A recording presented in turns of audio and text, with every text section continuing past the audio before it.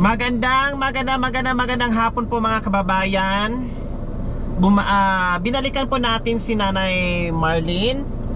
Wala po sa bahay at yung kanyang dalawang anak na nangangalakal. So tayo ay nag-ikot dito sa lugar nila.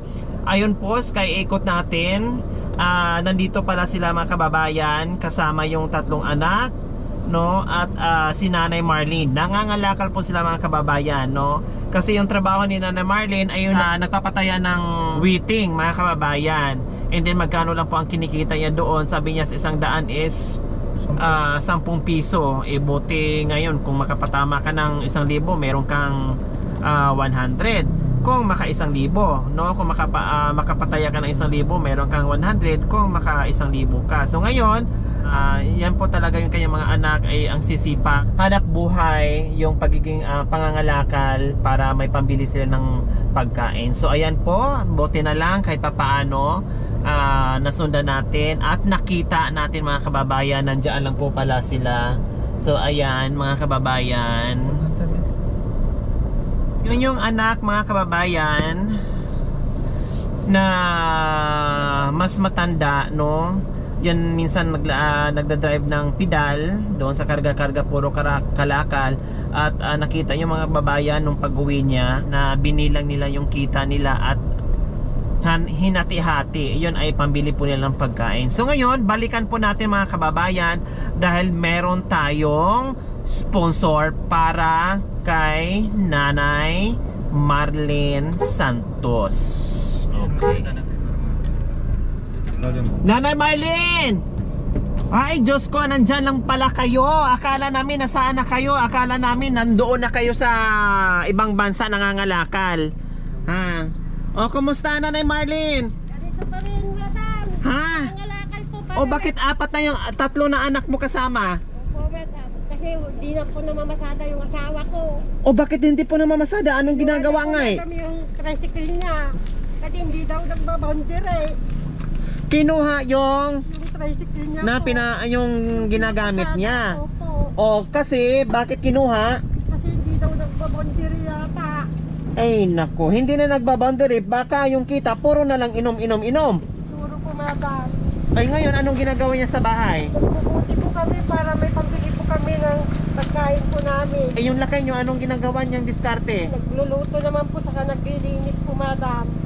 Baliktad na ngayon, Nanay Marlene. Sabi ko nga, madam, magpidikab na lang siya. Sabi niya, wala namang pidikab na magagamit. Sabi na po, madam.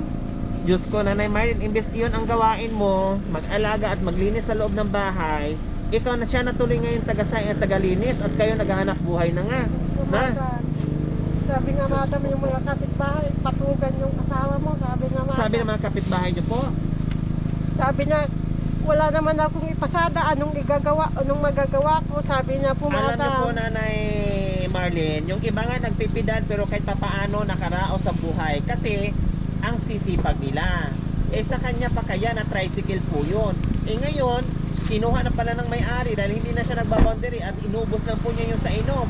Tapos, naghahanap siya na mayroon siyang magkakaroon siya ng pedal para mayroon siyang ipamasada. Ngayon kung may pedal yan, ganun pa rin ang gagawin niya. Lalong wala siyang iuuwi kasi magkano lang yung kinikita sa pagpipedal. Puro lang siya rason, Nanay Marlene. Ang taong tamad, pag ayaw, maraming rason. Pero pag ginusto, walang dahilan. At buti na lang itong mga anak mo ang sisipag. Po, madam, araw-araw po, madam. Kahit tanungin niyo po mga kapitbahay.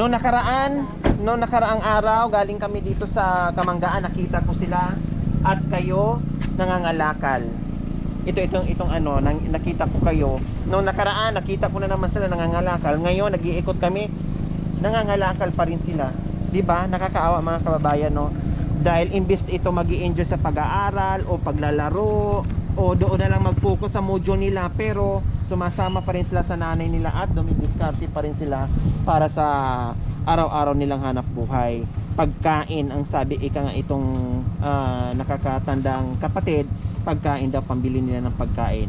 At buti na lang, no, kahit paano nakatulong at ang sisipag ng mga anak mo. Kung batugan man ang asawa mo, pero yung mga anak mo, blessed ka pa rin dahil ang sisipag nila. Sa murang edad, natuto na sila maghanap buhay. Okay, kumusta ang iyong kalakal ngayong araw? Mabuti naman po, madam, pero di po kami makabili, madam, ng gulong. O ano nangyari? Kaya pala Butas po, pipilay-pilay madam. yung... Ha? Butas po, madam, wala po kami pambili. Linugtugan na lang po yung niyagyan niya yung, kasi ito, madam, butas na ito. Oo. Tinapalan lang yung gumawa nito. Kaya pala hindi masakyan-sakyan kasi butas din pala ang gulong, pipilay-pilay yung pedal mo. Oh my God, tapos sira pa yung upuan. Pwede naman nanay, mag-drive ka anak ko. I-drive mo anak ko. Drive mo. Para mas makatipid, ganito gawin nyo. Sige, drive mo anak. Nagulat na lang. Sige, dandahan lang ha. Ganyan na lang. Palitan kayo. Wala na. Natawa yung bata. Napatawa ko rin yung bata. Okay, sige, Nanay Marlene. Di ba nagpapataya kayo ng witing? Tama. So, ibig sabihin, umaga pa lang, nag-iikot na kayo para magpapatay ng witing. And then, ang uwi nyo ng bahay, kakain na lang kayo, tapos balik na naman kayo para mag-iikot at magpapataya. Wala Ngayong namang araw, kasama. nakamagkano na? Yung pataya ko, madam, 300 lang. So, mayroon kayong 30 pesos. Mali, madam, 15 lang. Ay, 5 lang? Opo, madam. Bawat isa isang daan? 5 piso lang po. Nung time ko, 100. Bawat 100 din. Nataya. Yung 100, madam, 5 piso po yung porsyento namin.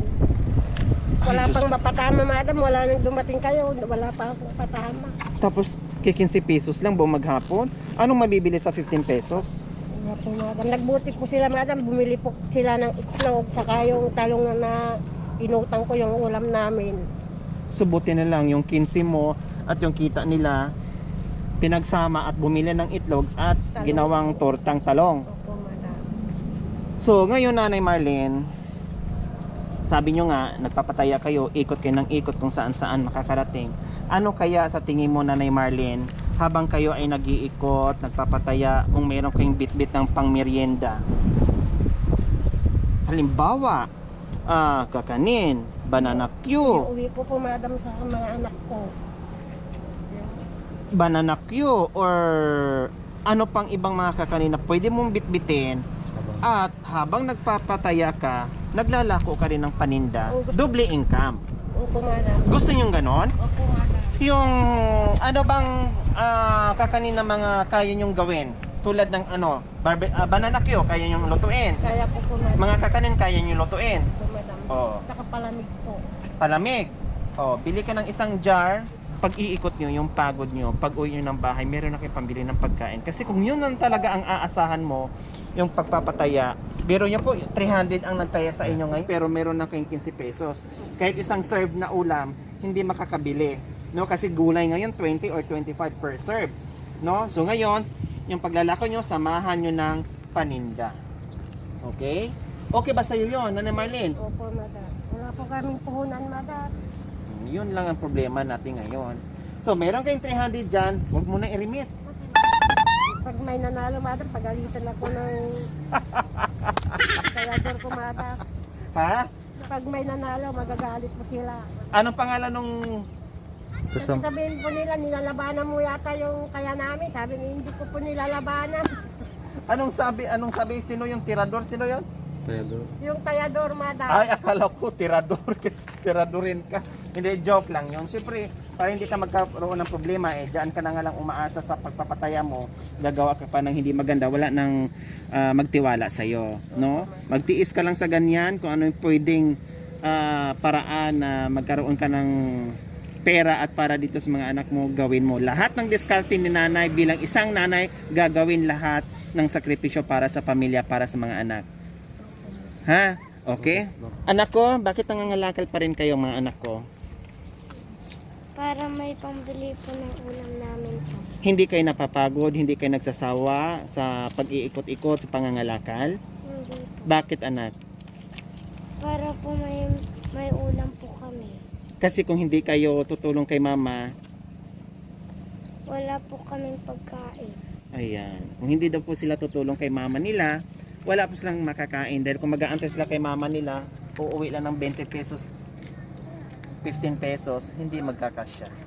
So tara, dahil ang problema ni nanay, wala siyang pangpuhunan, okay, sige, sagot na namin ang iyong panibagong, panimulang paninda na meron kang ilalako. Yan, Nanay Marlene. So, pali, panandok, ganapyo, and then meron pa dito. May pantusok, meron ka na ditong lagayan ng iyong paninda. No? Habang ikay nag-aano, hawak-hawak mo dito, o at least hindi siya maalikabukan o malangaw. Hindi nandito na yung mga wrapper, maglumpia ka, lumpiang banana, ay magturon ka, ayan, may wrapper na dyan. Tapos may mga asukal na dito, at yung mga mantika natin, marami na mantika dyan, oh. Ang daming mantika binili ko, ha. O, tapos ano pang meron dyan? Ito, mga asukal, ang daming mga asukal, Nanay Marlene. Ayan, at madaming saging, ha? Oh, may ano ka na, pag uwi mo mamaya, hindi lang kalakal ang dala mo, kundi meron ka ng paninda, no? Mag-uumpisa ka na bukas, ha? And then bukod pa dito, i-ruling mo ng i-ruling. Huwag mong hayaan na mawala yung puhunan para kahit papaano araw-araw meron kang income, hindi kayo mahihirapan. Kung halimbawa na hindi man makapag-ngalakal yung mga bata at wala kang kita dyan sa pagpapataya mo sa waiting, meron kang aasahan. Ang importante, itong mga bata merong makakain araw-araw, nanay. Lahat ng diskarte bilang magulang gagawin, no? Para hindi magutuman ang mga bata. So hindi lang dyan magtatapos ang iyong pagninegosyo. Pwede mong mairuling ng mairuling yan, and then gagawa pa ng ibang diskarte kung ano ang pwede mong idagdag na pwedeng pagkakitaan. Maliit man, basta meron araw-araw na umaakyat na kita para sa inyo, no? Okay, sige, ayan. And then, syempre, maraming salamat po sa ating silent sponsor from Seattle, Washington. O, di ba? Nagpapabigay sa iyo talagang mapagmahal at may ginito ang puso yung ating sponsor. Yung nagbigay sa atin, yung ating sponsor ay ito from Seattle, Washington. Hawakan niyo po. Kilala niyo po siya? Wala kayong natatandaan kung sino siya, yung pangalan na yan? Hindi ko po natandaan. Pero nagpapasalamat po ako kay Madam dahil sa ibinigay niya. Sana mapalago po ito para pambuhay ng mga anak ko. Maraming salamat. O anak, anong pakiramdam mo ngayon na meron na kayong bagong panimulang negosyo at may income na kayo araw-araw? Masaya ka dahil? May pagkukunan na po kami ng pagkain. Yun, tulungan mo si mama, ha? Magtulungan kayo, ha? Para magiging magaan kay mama yung mga bagay-bagay, ha? Okay. So mga kababayan, Naalala ko po, Madam, kaklase ko po siya noon. siya po ang sponsor na nagpapaabot po sa inyo ng pagmamahal. Dahil napanood kayo at labis yung kanyang awa dahil nakita niyo yung mga bata mo na ganito ang sinapit. Kaya siya ay nagpadala at kahit papaano nabigyan kayo ng muling pag-asa para sa mga anak mo. So kilala niyo na po. Siya po. Maraming salamat po sa ating silent sponsor from Seattle, Washington sa ginito ang puso niyo na talagang nandiyan kayo sa mga kababayan natin na talagang handang tumulong at magbigay ng pagmamahal sa mga kababayan natin. Maraming salamat po. So, mayroon kayo natira na 2,000. Yan. So, yung 2,000 na yan ay pwede mong gawin pang merienda sa tapat ng bahay mo kung ano pa ang idagdag mo dyan. Kasi ito masisipag naman sila magbantay o kaya naman nila magbenta din sa bahay. O sabi mo na mag-barbecue ka, malaking pang-umpisa na yung 2,000 pesos na pang-barbecue, ha? Okay, bukod pa dyan, meron ka na dyan. Nagpadala po pala yung ating sponsor ng 4,500. So, ayan po, pinili natin ang panimulang negosyo ni nanay, and then may natira pong 2,000 at ibinigay natin kay nanay para meron siyang ibang diskarte na gawin na pwede niya ipandagdag dito na puhunan, tulad ng sabi ng anak niya gusto nilang mag-barbecue, so pwede yon sa hapon, pag naglalako kayo sa umaga, hindi pagdating ng hapon, pwede kayo magluto-luto ng barbecue. Nanay. Okay. Maraming salamat po muli sa ating silent sponsor. Nawa ipagpalain ka ng Panginoong Diyos. Araw-araw pa sa ganun, marami pa tayong matulungan na kagaya nila. Maraming salamat po. Ingat po kayo dyan, ma'am. Thank you. Mensahe nyo. Madam, salamat po, classmate. Sa tulong mo sa amin, sana mas marami pang biyayang darating sa'yo. Salamat sa'yo, kabutihan. Salamat po, tita. So ayan, maraming salamat po. Huwag niyo pong kalimutan, pag-share at subscribe sa aking YouTube channel, Lori Aquino Talita. Maraming salamat po, God bless us all. Bye!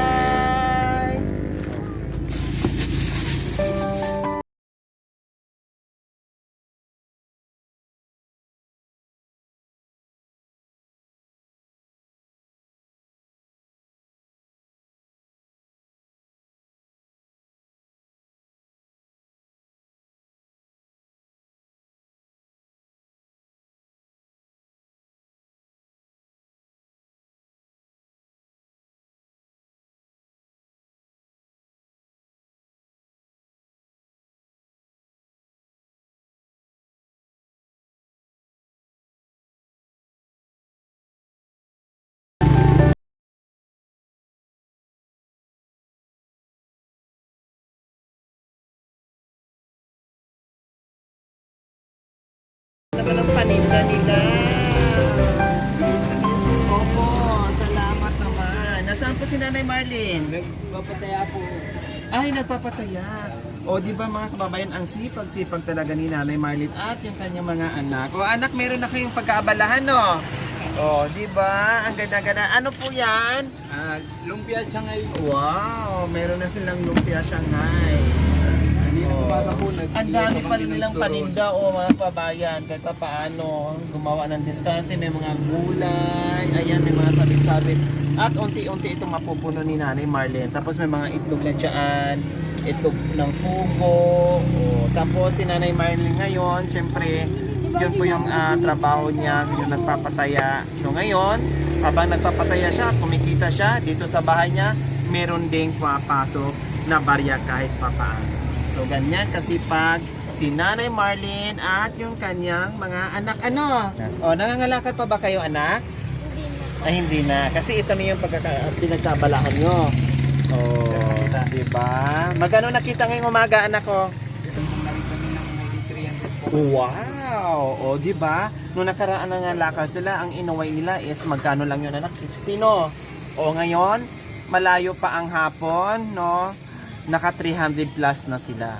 Napakalaking bagay talaga, mga kababayan. Kaya ganon, hindi sa malaking puhunan o sa maliit na puhunan, kundi nasa tao yan kung paano dalhin, kung paano palaguin, at kung may tiyaga at sipag sa negosyo.